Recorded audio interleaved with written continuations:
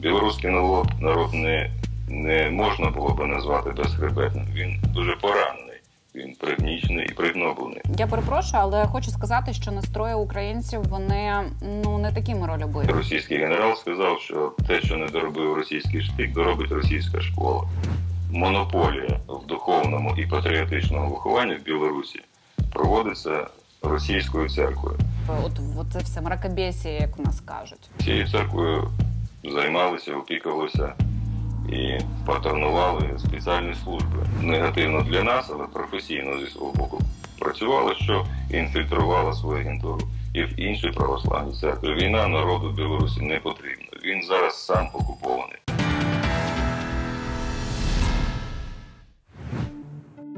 Митрополит Віленський та Нью-Йоркський Серафим, голова священного синоду та предстоятель Білоруської автокефальної православної церкви. Народився у місті Білоозерськ Брестської області, Республіка Білорусь у 1973 році. По закінченні школи у місті Бресті служив у військово-морських силах Збройних сил України. Навчався у Богословській академії у Львові, Академії адвокатури України у Києві, аспірантурі Севастопольського національного технічного університету. У 98-му році патріархом Київським Української автокефальної православної церкви Димитрієм рукоположений у священний сан. З 2000 року священнослужіння у Криму та Севастополі. У 2011 році архієреями Української автокефальної православної церкви у США хіротонізований у сан єпископа Віленського та Нью-Йоркського, осиротілої на той час Білоруської автокефальної православної церкви. У 2014-му обраний та інтронізований на посаду голови священного синоду та предстоятеля Білоруської автокефальної православної церкви.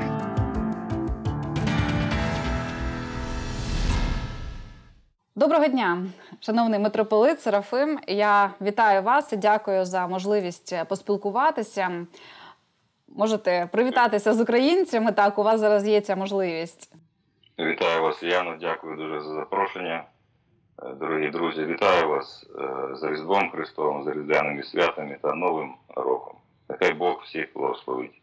Скажіть, будь ласка, от у мене таке одразу запитання в контексті тих подій, які відбуваються сьогодні в Україні. Чи можемо ми говорити про те, що українці з білорусами настільки братські народи, як це там було прийнято вважати ще донедавна, враховуючи те, що саме з Білорусі по нам летять ракети, що саме з Білорусі там заходили російські війська 24 лютого. От хотілося б почути вашу думку. На мою думку, ми мусимо керуватись фактами. Білоруси вже знаходяться у війні, приймають участь, але на боці України.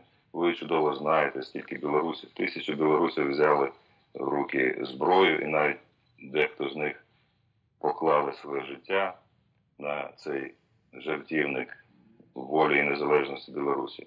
І в 2014 році, і в період з 2014 по теперішній день найкращі діти білоруського народу стоять на захисті незалежності України.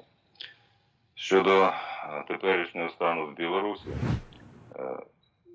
ми можемо нарікати і навіть критично ставитись, якщо б ми забули, що сталося з Кримом, забули, що сталося з східною частиною України. Адже звідти так само летять і набої, і літаки, і, на жаль, подібність в тому, що ці народи окуповані. І нарікати на тих, хто поранений, на тих, хто страждає, на тих, хто без зброї не може чинити належного опору, було б несправедливо. В попередні часи нашої спільної історії, білоруської та української, ми знаємо, що було дуже конструктивно у співпраці в боротьбі проти наших спільних ворогів, чи з Заходу, чи зі Сходу. Наприклад, перші підрозділи Української повстанської армії були сформовані на території Білорусі, Західної Білорусі, області, в якій я народився і мешкав. Великий гетьман українського козацтва Пилип Орлик був білорусом. Він створив першу демократичну конституцію. Я думаю, що оскільки це було в молдовському місті Бендери, Путін назвав би його бендєровцем, може, першим. Але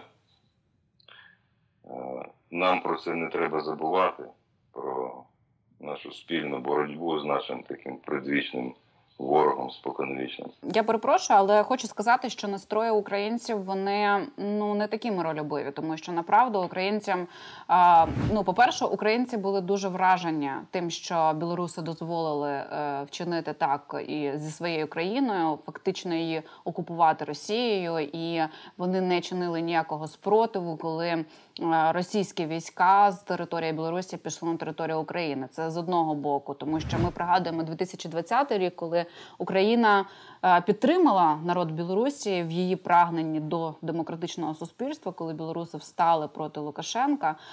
І знаєте, нам, чесно кажучи, нам було трохи образливо за те, що білоруси виявилися такими, я перепрошую, звісно, що за таке слово, але такими безхребетними. Це слушне зауваження, я дякую вас за уточнення.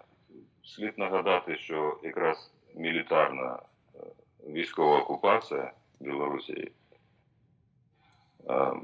з 2020 року, вона набула таких систематичних і більш масових обсягів.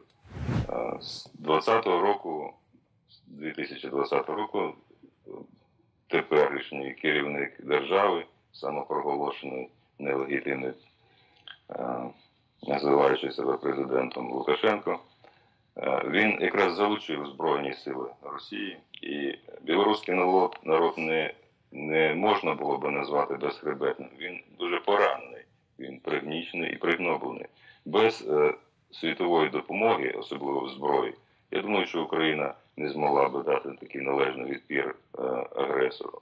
В Білорусі не з'явилося ніяких мілітарних підрозділів, військових, озброєних. Співчуття і співчування – це дуже добра допомога, але не настільки реальна, щоб можна було протистояти реальній агресії Росії. Я можу, звичайно, погодитись, що немає стільки готових захисників своєї рідної землі Білорусі, скільки є в Україні. На жаль, досвід України навчив, що роки можна покласти на те, щоб освідомити, що свою землю не можна віддавати, свою армію треба годувати. Якщо не годуємо своїх Збройних сил, то будуть тут чужинці, які будуть годуватися нашими надбаннями, наших народів. На жаль, трагічний досвід війни в Україні вчить таким чином, такими важкими жертвами і народ Білорусі. Народу України це взяло часу. Навіть 8, тепер вже майже 9 років війни показують, наскільки реальні кроки тепер може робити Україна, щоб боротися із зовнішнім та внутрішнім своїм ворогом. Великий урок з цього отримує і білоруський народ, повірте. Мені би, чесно кажучи, дуже хотілося в це вірити, але не хотілося б заходити в політичну площину, тому що наша програма – це не про це. Але, можливо, тому що сьогодні в Білорусі все ж таки немає якогось справжнього лідера, який би міг би повести свій народ і стати таким протиставляючим тому самопроголошеному Лукашенку. Тому що, вибачте, але на сьогоднішній день пані Тихановська, яка в силу різних причин стала представником опозиційної влади, вона, м'яко кажучи, трохи, здається, знаєте, таке складається відчуття, що вона намагається всидіти на декількох стільцях. А що стосується Росії, таке не працює. Це ми вже проходили неодноразово. От хотілося б почути вашу думку. На мою думку, ви зазначили відсутність лідера. Це дуже суттєво впливає на те, що немає тотального спротиву. Але це тільки один з чинників, з важливих чинників, якщо в теорії якоїсь боротьби, визвольної, національної визвольної, чи якоїсь більш масштабної. Лідерство – це дуже важливо. Але так само має значення і військова доктрина, політична доктрина, моральний вплив, виховання патріотичне. Наприклад, після експедиції російського генерала Муравйова наприкінці 19 століття, коли були перевішені десятки тисяч, коло 70 тисяч білоруських повстанців, той російський генерал сказав, що те, що не доробив російський штик, доробить російська школа. І ось понад 100 років в Білорусі існувала така етнічно-духовно-геноцидна ця російська школа. В порівнянні до України з здобуттям незалежності в 91-му році в Україні до духовного виховання нації підключилися церкви, які вийшли з підпілля. Вони вийшли з підпілля раніше, в 89-му році, але в 90-х роках в Україні вже існували такі церкви, як Українська автокефальна православна церква, Українська греко-католицька церква, Українська православна церква Київського патріархату. Звичайно, була Московська церква, але Українська церква мала серйозну присутність. І вона займала ті позиції у вихованні, у формуванні патріотичності, національної свідомості, духовності. В Білорусі на зорі сучасної незалежності з 91 року жодної національної церкви не з'явилося. Вони зараз знаходяться в такому глибокому підпіллі, що в ефірі просто про це говорити не можна. Це, власне, я так розумію, що ви саме таку церкву і представляєте, тому що ви предстоятель автокефальної Білоруської православної церкви, правильно? В Сполучених Штатах Америки. Так, правильно. Я закінчую цю думку. Монополія в духовному і патріотичному вихованні в Білорусі проводиться російською церквою. Виявляєте собі, ця церква 30 років, 32, так, 31, виховує ціле покоління народу в патріотизмі до чого? Звичайно, не до Білорусі, а до якоїсь більшої, такої фантастичної, там, триєдиної, як вони кажуть, нації. Більше того, білоруські церкви не просто обмежені в діяльності чи переслідуються, вони офіційно зовсім там не існують, тільки в глибокому підпіллі. Наша церква, Білоруська автокефальна православна церква, не знаходилась в жодних контактах з російською церквою офіційно. У нас, в принципі, питання утвердження Української православної церкви, воно зараз актуальне. І ми вже була буквально на днях на Різдво перша служба в Києво-Печерській лаврі, яка була фактично окупована Московським патріархатом. Як ви оцінюєте цю тенденцію і те, що сьогодні ми в Україні, так, знаєте, витискаємо російський патріархат, бо, по суті, це ж ті самі спецслужби Російської Федерації, які замасковані під цими рясами. Так, дуже слушно ви зауважили. Я цілком погоджуюсь, що це справедливо. Бо ці святині належать українському народу. Їх можна назвати загально православними, але український народ – це гостинний народ. І якщо б люди прийшли з добром, як гості, я думаю, там і так і прийняли. Якщо це прийшов агресивний ворог і інтервент, він повинен так само бути зустрінений справедливо. Гостей треба приймати і шанувати, але ворога треба відправляти назад. Або вбивати. Назад, звідки він походить. Якщо він з пекла повстав, то тоді, напевно, його людей... Назад в пекло. Хотіла у вас запитати, власне, про феномен церкви в Російській Федерації, і, зокрема, в такій тоталітарній Білорусі, яка вона теж на сьогоднішній день є, завдяки тому лідеру Лукашенкові.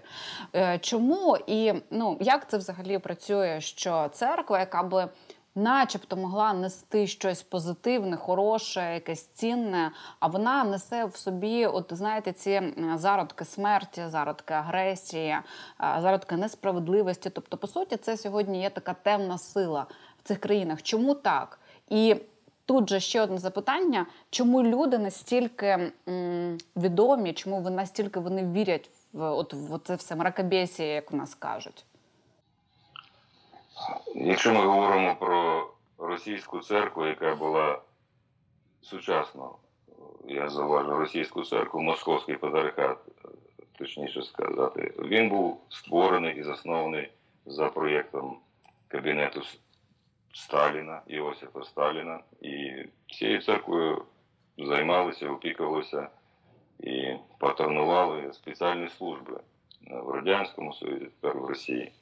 І, звичайно, цей апарат, він не просто служив в нагоді владі радянській чи російській тепер. Це був серйозний агент впливу, як внутрішнього, так і зовнішнього. Він обслуговував колись радянську владу, тепер російську, як її називати, владу, імперію. Фіктивно, звичайно. І її присутність в засобах масової інформації, в школах, значить, в освіті. Ми знаємо, скільки навіть в Україні було державних посадових службових осіб, які були тісно пов'язані в контактах саме з цією церквою. Навіть це колись вважалось, що це престижно, чи, можливо, більш престижно афіліювати себе саме з цими структурами. І, на жаль, ця церква настільки негативно для нас, але професійно зі свого боку працювала, що інфільтрувала свою агентуру і в інші православні церкви, які зараз чи закривають очі, чи навіть не голосно підтримують їх. Це все тому, що інформаційний терор, який лунав з рупорів тих проповідників, тих агентів впливу інформаційного, він формував буквально таку програму, що є великий народ, і в нього є такі якісь маргінальні нації, сепаратисти, які, можливо, просто потрібно дисциплінувати. І ось для деяких у великому світі це до сих пір так і виглядає, що це внутрішня проблема Росії, яка просто дисциплінує якісь свої, так би мовити, звичайно, території. І проблема в тому, що ця теорія фіктивна російського миру, вона настільки шкідлива, що ми навіть, можливо, ще і не усвідомлюємо цього, повноти шкоди цієї ідеї. Уявіть собі українському народу, які жертви прийшлося принести, щоб тільки зараз почати цю справедливість відновлювати. Найбільші святині для православних тільки зараз повертаються там, де вони повинні бути. Там, де кому вони належать. Ну, безперечно, тому що у нас дуже було багато прикладів, в тому числі і в інформаційних пабліках. Всі ми бачили, як ті ж самі представники Московського патріархату виступали коригувальниками для російської армії. І ми бачили, скільки в соборах як вони ховали цих бойовиків, як вони ховали зброю. Ну, тобто, знаєте, от мені здається, що це просто на голову не налазить. Як таке може бути? Тому що, релігія це ж типу не про вбити, а про якісь певні цінності. А про які цінності ми можемо говорити, коли вони так себе поводять? Це правда. Релігія – це більш таке загальне поняття. Я скажу про церкву, яка тут може виконувати або позитивну, конструктивну, будівничу роль, або деструктивну, негативну, навіть про ту, яку ми зараз згадали. Це, якби ми зараз дискутували, ніж це зло чи добро. Знаєте, з допомогою скальпелю можна врятувати життя людині. І можна, наприклад, зловмисник може зробити злочин за допомогою ножа. Це може бути зброя захисту, може бути зброя нападу. Так само і церква, в чиїх вона руках, хто нею користується, хто її приймає, для кого це цінність і що це для кого. Якщо ми вважаємо, що це щось маргінальне, архаїчне, місце чому тільки в краєзнавчому музеї, ми можемо опинитися в таких ситуаціях, в яких приблизно тепер. Тому що хтось може вважати інакше. Хтось може вважати, що це зброя, яку вони будуть використовувати як тільки можуть. Як школу, як душу народу. Тому що це складова частина духовної культури кожного народу. І якщо ми викреслюємо якийсь компонент, ми просто стаємо на цей компонент бідніші. І навпаки, якщо ми беремо це до свого духовного розвитку, ми стаємо багатші. Я би хотіла ще у вас запитати про феномен Лукашенка в контексті цих подій, які відбуваються. На ваш погляд, можливо, ви аналізували, як ви думаєте, чи погодиться він вже вийти у відкриту війну і дозволити своїй армії долучитися до російської і піти наступом на Україну? Я чому про це питаю? Тому що це у нас зараз питання номер 1 в Україні, і дуже багато експертів висловлюються з цього приводу. От мені би хотілося почути вашу думку, тому що ви спілкуєтеся з білорусами, можливо, ви трошки більше чогось знаєте. На мою думку, я можу підтвердити, по-перше, що він дуже залежний від Росії. Він в дуже складному положенні, тому що він не хоче залучення білоруського народу до війни. Він робив все, щоб цього не сталося, навіть передаючи військову форму білоруських військових до російського відомства. І це буде точно для нього кінець, якщо б щось подібне сталося. Він крутиться, як тільки може, щоб обійти це питання. Але для нього це може бути життя і смерть. Воно так чи інакше, так і є. Єдине, він просто, напевно, комбінує зараз щось для себе, якісь варіації, так? Невідомо що. Я не можу, він не живе в мене в голові, тому я не можу думати, що він зробить. Але білоруський народ, якщо ми говоримо, він цього точно робити не буде, не хоче. І я вже сказав, що білоруський народ, представники білоруського народу, воюють на боці України. Не всі. Дивіться, ми навіть, я вам більше скажу, все ж таки є регулярна армія Республіки Білорусь, і ми ж розуміємо, що армія – це коли ти отримав наказ, ти маєш його виконати. І в мене до вас знову ж таки питання, це теорія, це ми з вами просто так дискутуємо. Були в нас такі розмови, і мемчики навіть ходили в Україні про те, що, білоруси, давайте ідіть, переходьте кордон, піднімайте білий прапор, переходьте на нашу сторону, ставайте до наших лав і будемо, разом воювати проти Росії. Такий варіант взагалі в теорії можливий чи ні, на ваш погляд? Я думаю, можливий. Тому що це шанс вийти з положення такого, тому що війна народу Білорусі не потрібна. Він зараз сам окупований. Він знає, що таке російська окупація. Це не цивілізований сусід прийшов. Це агресивний, підступний, злий, значно менш освічений, і це не європейський народ прийшов до них. Вони можуть порівнювати, повірте. І ще з часів колишніх вони точно знають, що війна – це погано. Так. Вони до сих пір, можливо, і не моляться, тому що це безбожна влада там панує, але вони точно за мир.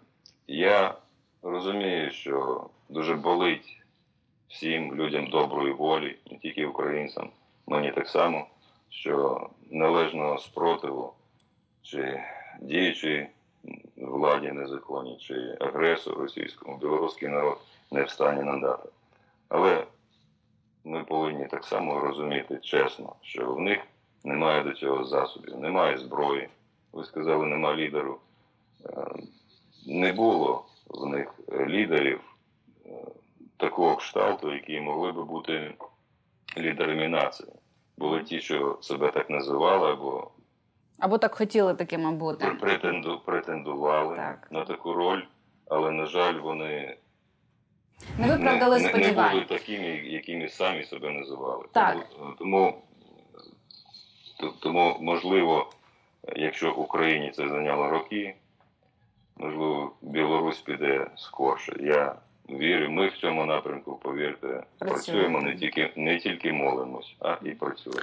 Ну, ви знаєте, ми ще така нація, українці, які вміють дякувати. Безперечно, що ми дуже дякуємо тим білорусам, які сьогодні стоять пліч-опліч з нашою армією і воюють, і протидіють Російській Федерації. І в мене буде останнє до вас запитання, і важливе. Я знаю, що ви разом з діаспорою білорусів допомагаєте Збройним силам України, і ви вже навіть там передали не один коптер.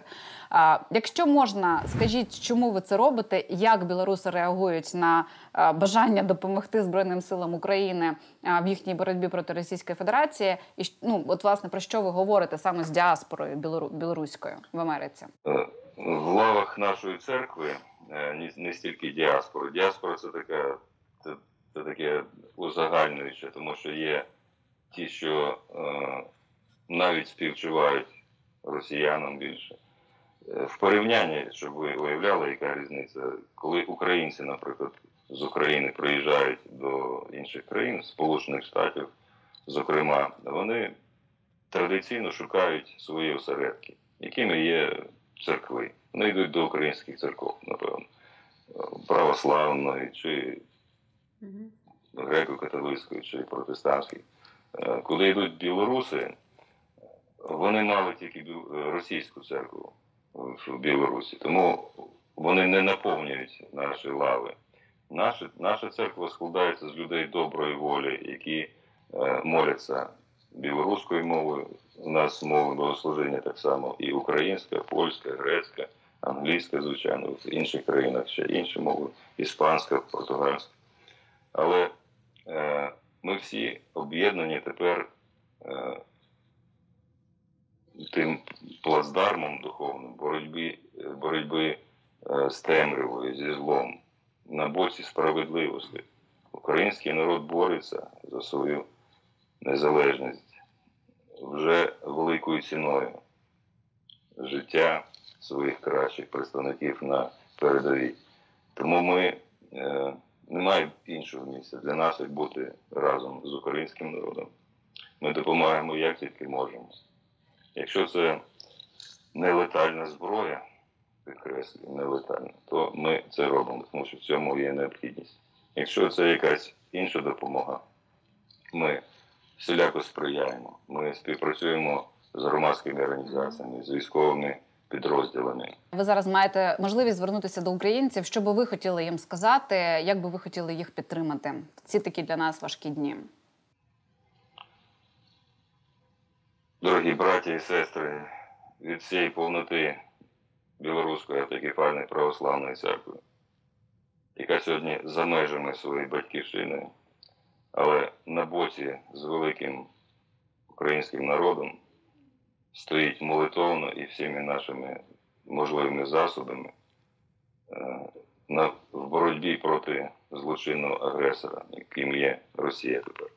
Мужності вам, здоров'я, щастя і Боже благословення в новому році. Христос народився. Славімо Його. Так. Я вам дуже дякую за вашу щирість, за те, що ви робите для допомоги Україні і, власне, за те, що ви знайшли можливість вийти сьогодні з нами в ефір і трошечки нам розповісти про те, які ж насправді є сьогодні білоруси. Дякую вам. Дякую вам, Яна. Нехай Бог благословить всіх людей доброї волі. Дякую.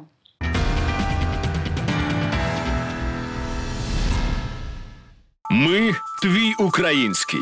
Боремося на інформаційному фронті з ворогом. Якщо наша робота для вас цінна і ви бажаєте підтримати журналістів, це можна зробити у 2 кліки.